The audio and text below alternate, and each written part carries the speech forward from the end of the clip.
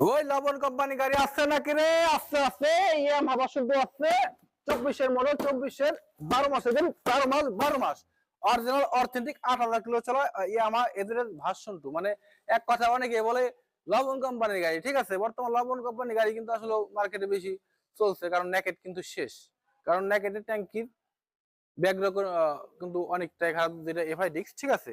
কিন্তু ইয়ামাহা লবণ কোম্পানি হলেও আসলেও এই ট্যাঙ্কির এটা খুবই ভালো আর কি। মানে এর কোন ট্যাঙ্কির কোনো ব্যাক রেকর্ড বা কোনো ক্লেম নাই। প্লাস বাইকটাও ইয়ামাহা ভার্সন 2, তো ভার্সন 2 আপনারা ভালোভাবে জানেন। আসলে যারা নতুন বাইক কিনবেন তাদের জন্য এই বাইকটি একদম পাইকারি রেটে বাইকটি আমাদের প্রতিষ্ঠান থেকে কিনতে পারবেন।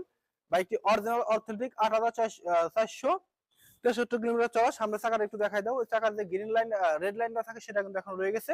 এটা হচ্ছে দুবাই প্রবাসীর বাইক, ঠিক আছে। আর এভারেজ ভার্সন 2 এটা হচ্ছে আরমানা বলে, এটা কিন্তু সবসময় অ্যাভেলেবেল পাওয়া যায় না। আর আরমানা গুলো বাইকগুলো কিন্তু মানে কন্ডিশন ভালো থাকে, কারণ এই সমস্ত কালার বাইকগুলো কিন্তু বয়স্ক লোকই চালাই থাকে। আর ব্ল্যাক কালার চলাইলো সম্ভবত ইয়াং, আপনারা জানেন ইয়াং পোলাফান চলায়, কিন্তু এই এই এই কালার বাইকগুলো কিন্তু বয়স্ক লোকরা চালায়।